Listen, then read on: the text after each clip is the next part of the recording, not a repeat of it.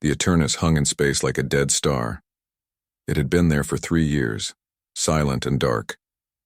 Every species in the galaxy had tried to move it. Every species had failed.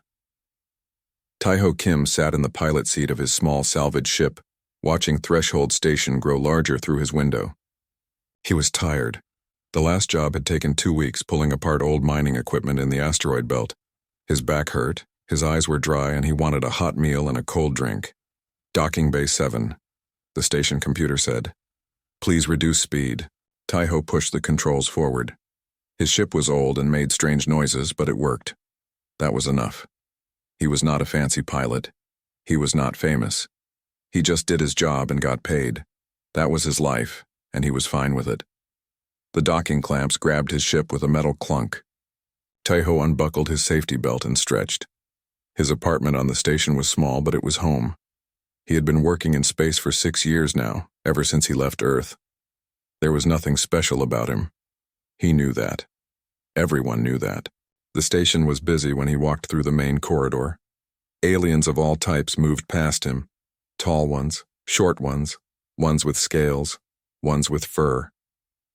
Humanity had joined the Galactic Assembly 15 years ago, and Taiho had grown up seeing aliens every day. They were just normal now. Taiho, someone called. He turned. Nari Choi walked toward him, her engineer uniform covered in grease stains. Nari was the chief engineer on Threshold Station. She was smart, really smart, and everyone respected her. You just got back? Nari asked. Yeah. 2 hours ago. Come get a drink. I need to talk to someone who won't make me angry. They walked to the station bar, a small place with dim lights and quiet music. Not many people were there. Nari ordered 2 drinks and sat down hard in her chair. Bad day? Taiho asked. Bad 3 years, Nari said. She drank half her glass in one go. That damn ship is making me crazy. What ship? Nari looked at him like he had said something stupid. You don't know? Where have you been? Working. I don't pay attention to station news. Nari shook her head.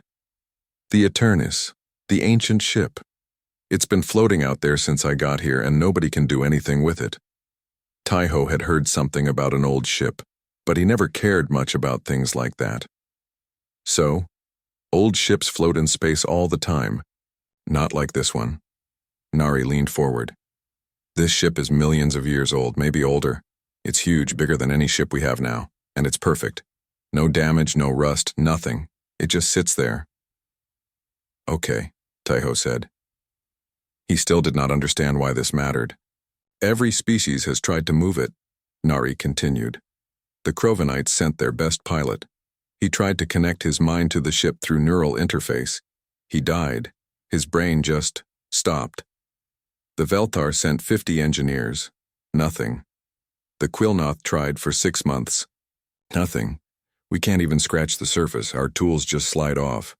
So it's a mystery, Taiho said. There are lots of mysteries in space. This one is different. Nari finished her drink. I've been studying it since I got here. I've run every test I can think of. The ship has power. We can detect it. The power source is active. But we can't find any way to turn it on or access it. It's like the ship is waiting for something. Waiting for what? I don't know. Nobody knows. Nari looked tired. Jiho thinks it's waiting for the right person. Jiho? Jiho Park. He's the xenoarchaeologist here. He studies ancient alien cultures. He's been looking at the symbols on the ship. He says they're not from any known language. He thinks the ship is from a race called the Architects, a race that died out millions of years ago. Taiho ordered another drink. This was interesting, but he still did not see what it had to do with him. Why are you telling me this? Because I'm frustrated, Nari said. And because you're human. Do you know what the other species say about us? I can guess. They say we're okay. Just okay. Not special. Not particularly smart. Not particularly strong. Just useful workers who can fix things and follow orders. Nari's voice was bitter. The Veltar ambassador actually said that to my face last week. He said humans are adequate laborers. Taiho had heard things like that before. Humans were new to the galaxy. They were not the strongest or fastest or smartest. They were just there. It bothered some people. It did not bother Taiho much. He knew who he was. So what? Taiho said. Let them think that. We don't need to prove anything. Maybe you don't, Nari said. But I do. I want to solve this mystery. I want to show them that humans can do things they can't. Taiho smiled a little. Good luck with that. They talked for a while longer about small things. Work, food, the station's broken air system. Then Taiho went to his apartment and slept for 12 hours. He woke up to an alarm. The station emergency system was blaring. Red lights flashed in his small room. Taiho jumped out of bed and grabbed his emergency suit. The station intercom crackled. All personnel, this is not a drill. We are under attack. Pirate fleet has entered the system. All civilians move to emergency shelters. All security personnel report to stations. Taiho's heart pounded. Pirates. They came sometimes looking for valuable cargo or technology. But this station was well defended. Why would pirates attack here? Then he understood. The Eternus. They were here for the ancient ship. He ran into the corridor. People were screaming and running in all directions. An explosion somewhere above made the whole station shake. Taiho fell against the wall. Smoke filled the air. Move! Move! Someone shouted. It was Sorahan, a security officer. She was pushing people toward the shelters. Get to safety! Another explosion. This one was closer. The wall next to Taiho burst open. Air rushed out into space. People screamed. Taiho felt himself being pulled toward the hole. He grabbed for something, anything, but his fingers found nothing. Then he was flying. Flying through the hole in the station out into the black emptiness of space. His emergency suit activated automatically, sealing around his face. He had air, but not much. Maybe 30 minutes. He tried to use his suit thrusters to get back to the station, but they were damaged. He spun slowly, watching the station grow smaller. Ships were fighting around it. Pirate ships firing at the station's defenses. It was chaos. Taiho looked around, trying to stay calm. He was floating away from the station, moving in a slow curve through space, and then he saw it, the Eternus. The massive ancient ship was directly in his path. He was going to hit it. There was nothing he could do to stop it. Taiho tumbled through space, spinning slowly. The Eternus grew larger and larger in front of him. He could see the strange patterns on its surface now, glowing faintly in the darkness. Symbols that nobody could read. Designs that made no sense. He was going to crash into it. His suit was already flashing warnings. Oxygen at 25 minutes. No thruster control. No way to call for help. The station was too busy fighting pirates to notice one man floating away.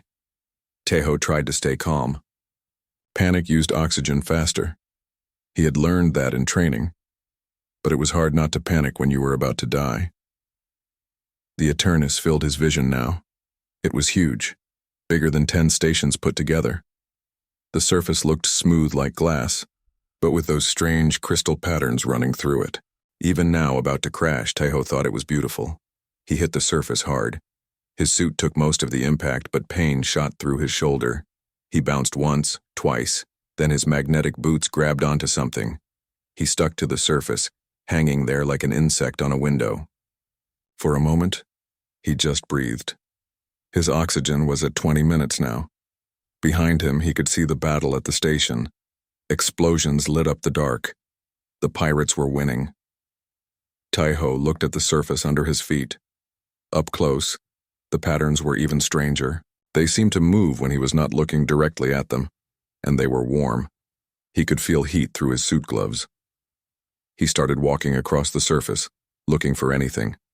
An airlock, a door, a crack. Anything that might let him inside. If there was air inside, he could survive. If not, well, he would die a little slower. His oxygen hit 15 minutes. Then he saw it. A section of the hull that looked different. The patterns there formed a circle, and in the center was a shape that almost looked like a handprint. Not a human handprint, something with 6 fingers, but close enough. Tejo pressed his hand against it. Nothing happened. He pressed harder. Still nothing. His oxygen alarm beeped. 10 minutes. "Come on," he whispered. "Please." The surface under his hand grew warmer. Then the pattern started to glow brighter. The circle began to turn, slowly at first, then faster. A section of the hull slid open, revealing a passage inside. Light poured out. Soft blue light. Tejo did not think. He just moved. He pulled himself through the opening and fell inside. The passage sealed behind him with a sound like singing. He lay on the floor, breathing hard. His oxygen was at 8 minutes. But there might be air here. He checked his suit sensors. They showed atmosphere. Breathable atmosphere. The same mix humans used. Tejo opened his helmet carefully. He took a small breath. The air was cool and tasted like metal, but it was air. He could breathe. He took off his helmet completely and lay there for a minute, just breathing. He was alive. He was actually alive. The passage around him was made of the same smooth material as the outside, but here the patterns glowed brighter. They pulsed slowly, like a heartbeat. The blue light came from everywhere and nowhere. Tejo stood up. His shoulder hurt, and his head was spinning, but he could walk. The passage led deeper into the ship. He followed it because there was nothing else to do. The passage opened into a huge chamber.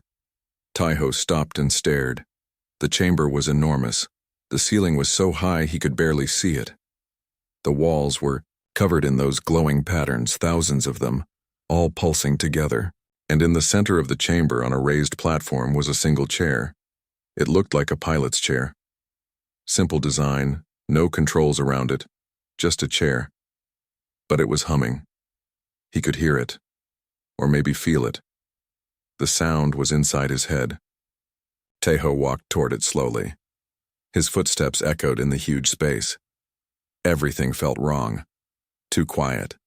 Too empty. Like a church or a tomb. He reached the platform and looked at the chair. It was made of the same smooth material as everything else. The patterns flowed through it, glowing bright then dim, bright then dim. Tejo's head hurt. He felt dizzy. Cold. He realized his suit was damaged. He was losing heat. His body temperature was dropping. He had gotten air, but he was still dying. Just slower. He sat down in the chair because his legs would not hold him anymore. The moment he touched it, everything changed. The patterns on the walls blazed with light so bright Tejo had to close his eyes. He felt the chair mold around him, warm and soft. Something touched his mind. Not his body. His mind. It was like someone was looking through his memories. His whole life flashing by in seconds. His childhood on Earth. His parents. His first job. Every happy moment. Every sad moment. Every boring moment. Everything. And then it was asking him something. Not in words, in feelings, in images. It was asking if he wanted to fly. Tejo's mind was foggy from the cold. He was not thinking clearly. He just felt. And what he felt was yes. Yes, he wanted to fly. He wanted to live. He wanted to not die here alone in this ancient ship. The ship hurt him. Power flooded through the Eternis like blood through veins. Systems that had been dead for millions of years woke up. Engines that had never needed fuel began to hum. Weapons that nobody knew existed came online. Outside, the pirates were getting ready to board the station. Their ships surrounded it, and the station's defenses were failing. Sora Han was in the command center, watching their doom approach. Then the Eternus moved. It turned in space, smooth and fast like a bird. One moment it was still. The next it was facing the pirate fleet. "What the?" Sora started to say. The Eternus fired. Beams of pure blue light shot from points all along its hull. They did not look like normal weapons, they looked like lightning made solid. The beams hit the pirate ships and they just stopped. The ships froze in space, dead. No explosions, no fire, just stopped. 10 ships, 20 ships, the entire pirate fleet, all dead in the water in less than 10 seconds. Then the Eternus spoke. Its voice came through every communication system on the station, clear and calm. Threat removed. Station safe. Pilot needs medical attention. Inside the chamber, Taiho slumped in the chair. He had done it. Somehow he had done it. The ship had listened to him. It had moved for him. For him. He tried to stay awake, but the cold was too much. His eyes closed. The last thing he saw was the patterns on the walls, glowing soft blue, like a lullaby. The ship kept him alive. It wrapped him in warmth and light. It monitored his vital signs and sent distress signals to the station. It waited patiently for help to come, because the ship had finally found what it was looking for. After millions of years of waiting, it had found someone who could dream and think at the same time. Someone who could feel fear and courage together. Someone whose mind held chaos and order in balance. It had found a human. And for the first time since its creators had died, the Eternus was happy. Taiho woke up in the medical bay with bright lights in his eyes.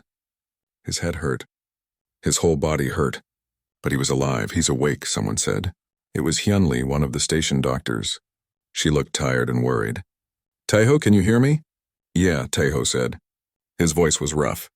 What happened? You've been unconscious for 2 days. We found you in that ship. The Eternus. Do you remember? Taiho remembered.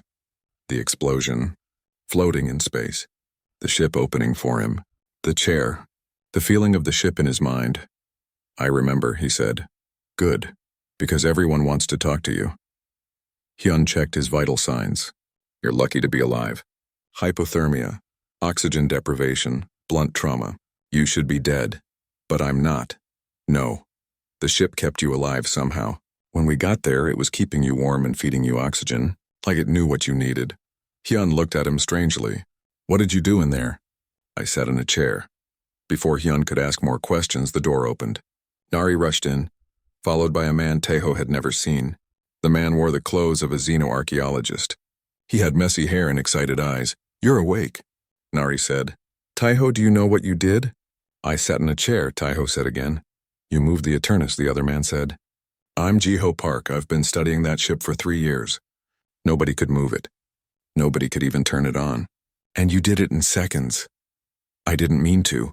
That doesn't matter. Jiho pulled up a chair and sat down fast. Tell me everything. Every detail. What did you feel? What did you see? What did the ship do? Taiho told them. He described the patterns, the light, the feeling of the ship touching his mind. The question it asked him. The way it felt when it woke up. Jiho listened with his mouth open. Incredible. Absolutely incredible. It was testing you. It was looking inside your mind. Testing me for what? That's what we need to find out.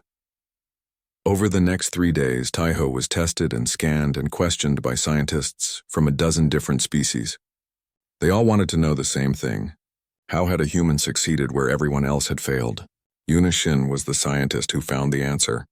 She was a xenobiologist, someone who studied how different species thought and lived. She had been scanning Taiho's brain for hours.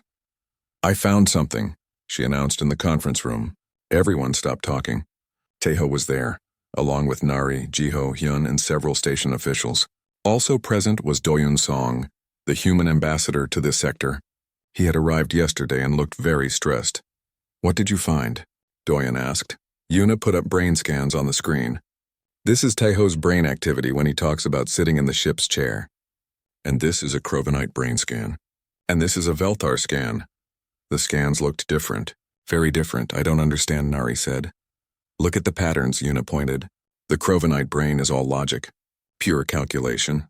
No emotion interfering with thought. That's why they're such good pilots. They can make perfect decisions based on pure data. And the Velthar, Jiho asked, opposite. All emotion. All instinct. They feel everything strongly and they act on those feelings. That's why they're good artists and diplomats. So, Doyen asked. So look at Taiho's brain. Yuna zoomed in on the human scan. He's doing both. At the same time, he's thinking logically and feeling emotionally. His brain is running 2 different systems together, and they're not fighting. They're working as one. The room was quiet. Every species we know uses one or the other, Yuna continued. Logic or emotion. Thought or feeling. But humans? Humans use both. All the time. Your species evolved with two brain systems that should conflict, but instead they balance each other. You're saying we're special? Tejo asked. He did not feel special. I'm saying you're unique, Yuna said, and I think that's what the Eternus was looking for. Jiho, show them what you found. Jiho stood up quickly, excited. He put new images on the screen. They were symbols from the Eternus, the ones carved into the walls. I've been working on translating these for 3 years. I finally got somewhere yesterday. This symbol here means balance. This one means chaos and order.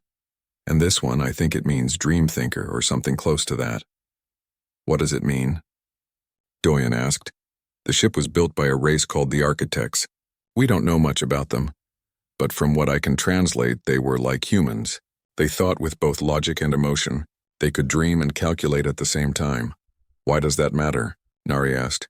Because they built the Eternus to only respond to someone like them. Someone with chaotic harmony.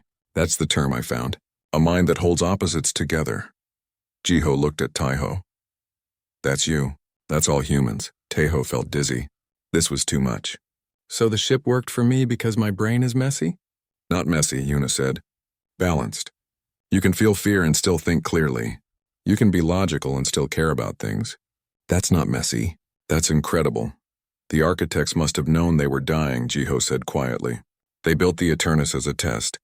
Or maybe a gift. For whoever came next that could think like them. Doyen stood up. This information cannot leave this room, not yet. If the Galactic Assembly learns that only humans can pilot this ship, there will be panic. Too late for that, a new voice said. Everyone turned. Ambassador Velthar stood in the doorway. He was tall and covered in scales, with cold yellow eyes. He was the Velthar species representative and one of the most powerful beings in this sector. How long have you been there? Doyen demanded. Long enough. Velthar walked into the room. So humans are special after all. How unexpected. And how problematic. Problematic. Nari stood up. What's that supposed to mean? It means, Miss Choi, that your species now controls the most powerful artifact in the galaxy. A ship that could destroy entire fleets. That nobody else can pilot. Velthar looked at Taiho. Tell me, human, what do you plan to do with such power? I don't plan anything, Taiho said. I just want to go back to work. He's not a threat, Doyen said. Perhaps not him specifically. But humans as a species? You've just learned that you're the only ones who can access architect technology. Don't pretend you won't use that advantage. We won't, Doyen said. Everyone says that. Until they do. Velthar turned to leave. The Galactic Assembly will hear about this. Be prepared for their response. After Velthar left, the room exploded with worried voices. Doyen tried to calm everyone down. But it was clear he was scared too. If the Assembly turned against humanity, it could mean war. Or worse, Taiho sat quietly thinking. He had just wanted to survive. He had just wanted to live. And now his entire species was in danger because of him. What do I do? He asked Nari quietly. Nari looked at him with sad eyes. I don't know. But you need to be ready. This is bigger than you now. This is about all of us. That night, Taiho could not sleep. He lay in his medical bed, staring at the ceiling. Through the window, he could see the Eternus floating in space.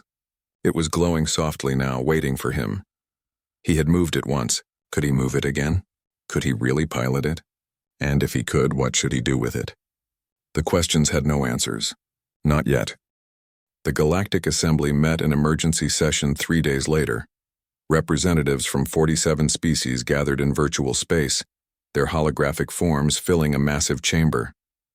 Doyen Song stood before them, trying to look calm. He was not calm.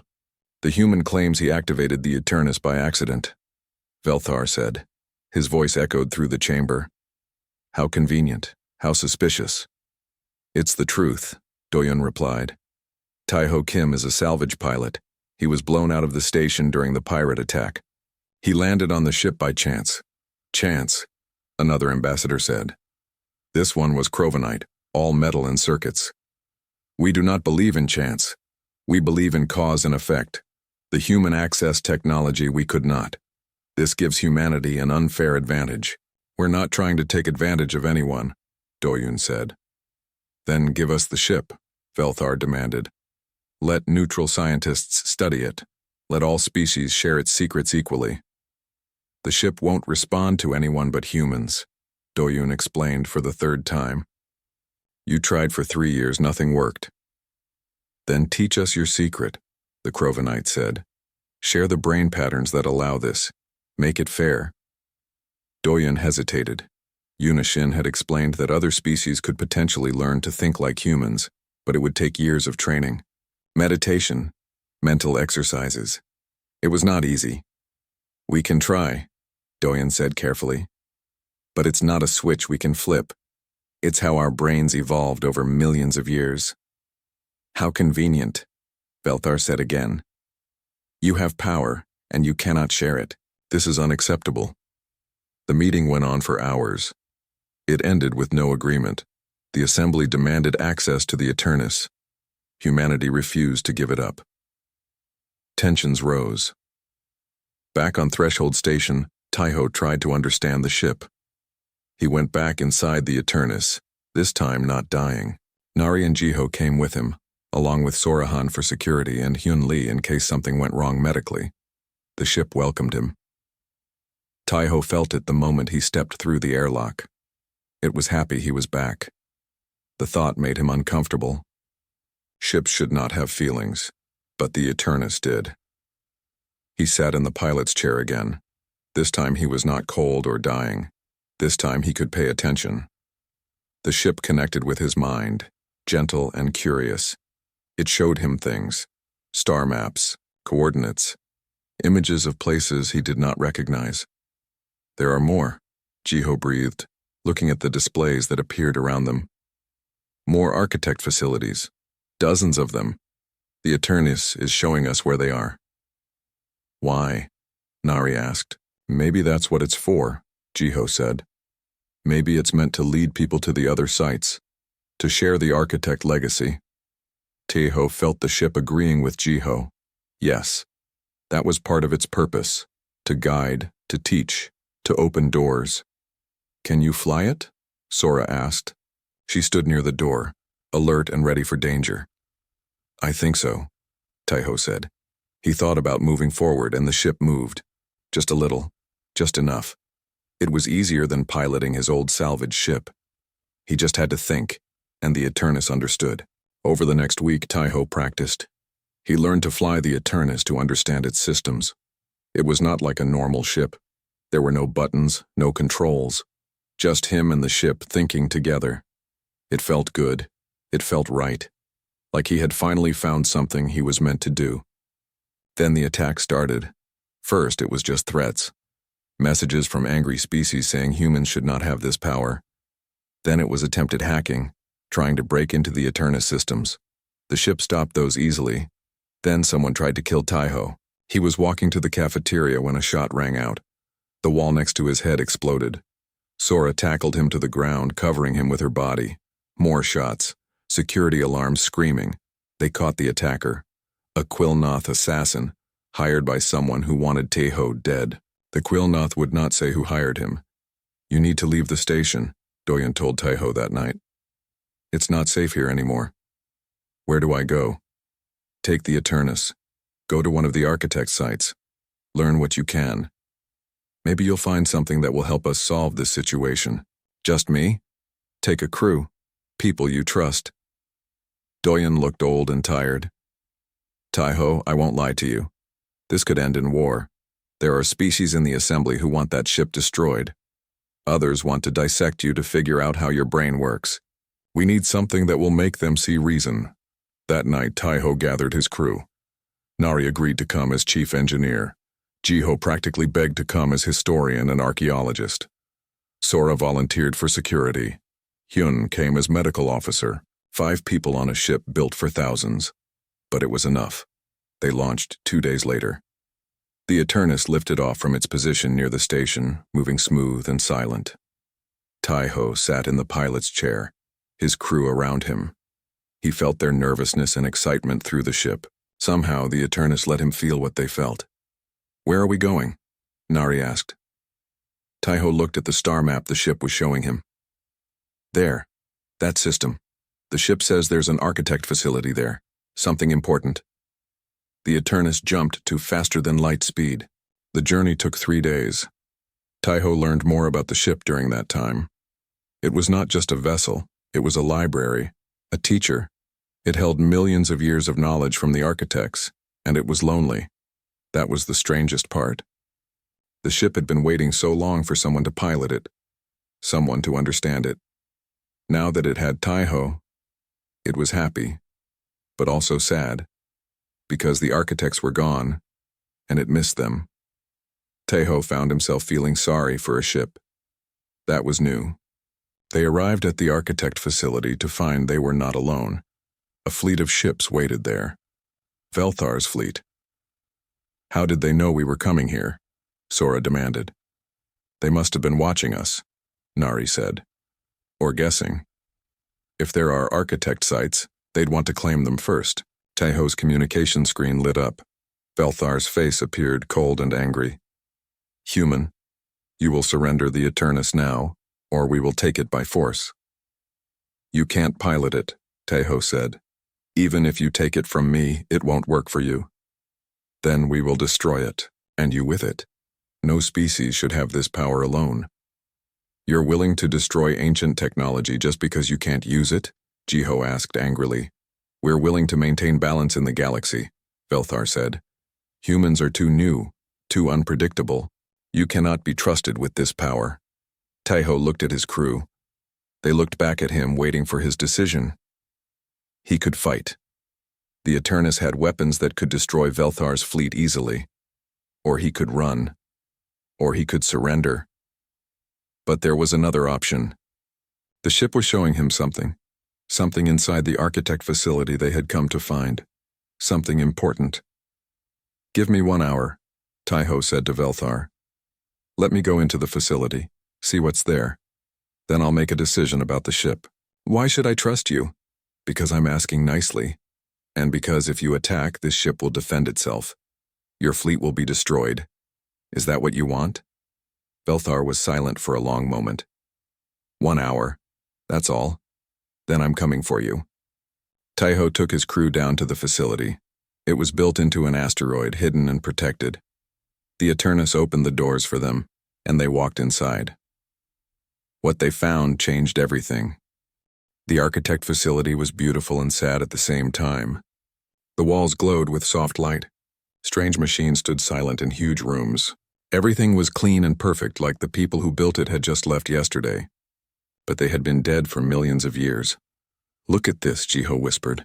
He stood before a wall covered in symbols. His hands shook as he traced the patterns. It's their history. The whole story of the architects.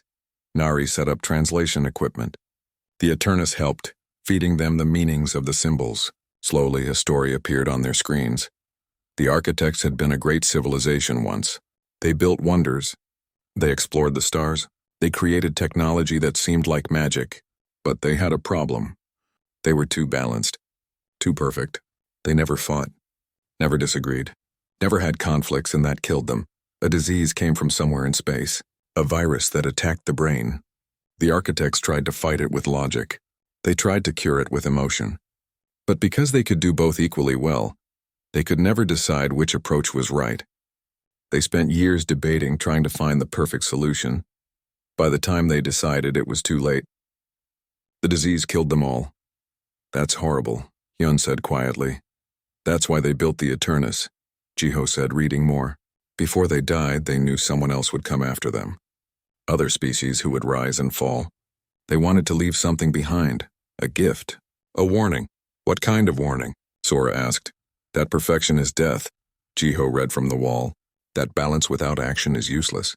That thinking and feeling together is not enough. You also have to choose. You have to act. They went deeper into the facility.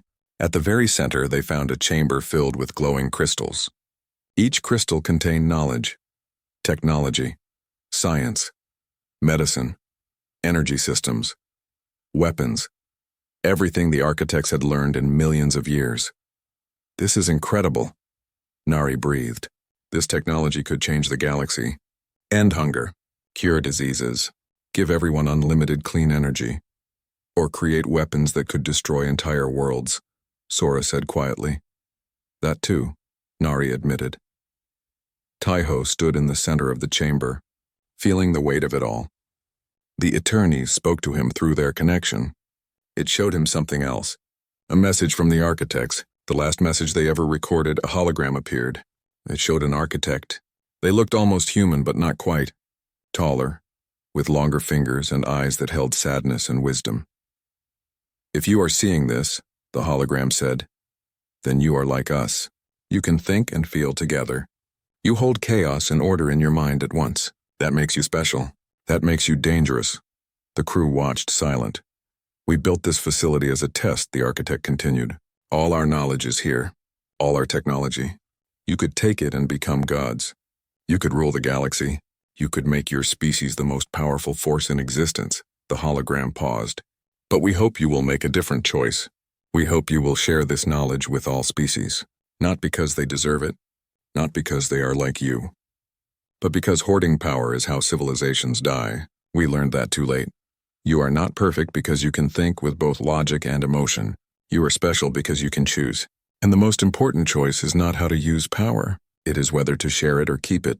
The hologram faded away. Taiho's crew looked at each other. Nobody spoke for a long moment. We have to go back, Hyun said finally. We have to tell the assembly about this. They'll just fight over it, Sora said. Every species will want this technology for themselves. Maybe, Taiho said quietly. Or maybe we show them that we're better than that. What do you mean? Nari asked. Taiho thought about the architects, about their warning, about the choice they hoped someone would make. He thought about Velthar waiting outside with his fleet, ready to destroy everything out of fear. He thought about the Galactic Assembly fighting and threatening each other, and he made his choice. We give it to them, Taiho said. All of it. We share everything the architects left behind, with everyone. Are you crazy? Sora asked. Some species will use this to make weapons, to start wars. Maybe, Taiho said. But if we keep it just for humans, we're proving them right. We're proving that we're just another species who wants power for ourselves. He's right, Jiho said slowly. The architect's message was clear. The test isn't whether we can access their technology. It's whether we're wise enough to share it. But how? Nari asked. How do we share it in a way that doesn't cause more problems? Taiho smiled. I have an idea. They went back to the Eternus. Taiho sat in the pilot's chair and opened a communication channel to Velthar's fleet. To the Galactic Assembly. To everyone listening. This is Taiho Kim, pilot of the Eternus, he said.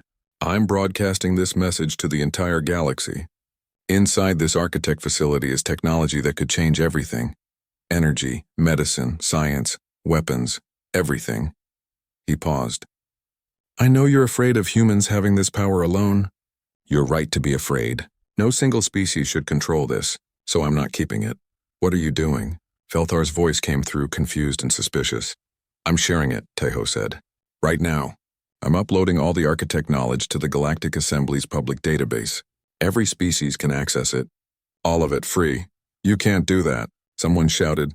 I just did, Taiho said calmly. The Eternus was already transmitting.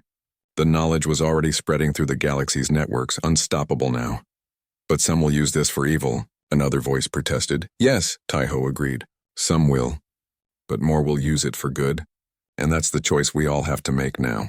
Not just humans, all of us. What do we do with this gift? Do we destroy each other? Or do we build something better? Silence filled the communication channels.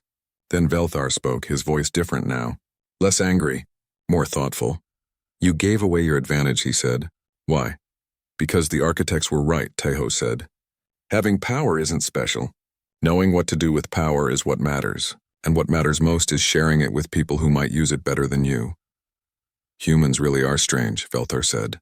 Was that respect in his voice? Maybe. Over the next weeks, the galaxy changed. The architect knowledge spread everywhere. Scientists from every species worked together, trying to understand the new technology. Some species did try to make weapons, but more tried to cure diseases, create clean energy, build better homes. Yuna Shin started teaching other species the meditation techniques that could help them develop chaotic harmony. It was hard. Most species could not do it. But some could. Slowly, they learned to think with both logic and emotion, to hold contradictions in their minds. Humans became teachers. Not rulers, not masters, just teachers, showing others how to balance thinking and feeling, how to dream and calculate at the same time. Tejo continued to pilot the Eternus. He took a crew of mixed species, not just humans.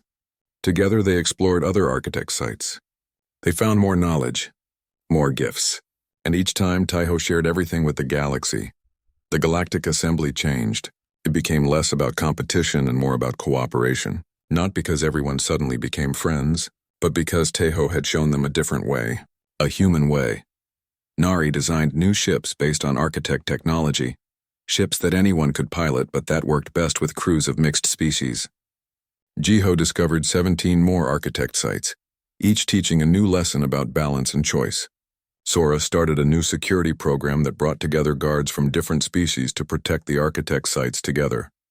1 year later, Tejo stood on the bridge of the Eternus looking out at the stars. His crew was behind him, Nari at the engineering station, Jiho at the research console, Sora and Hyun monitoring systems, and 3 new crew members, aliens who had learned to think with chaotic harmony. Where to next?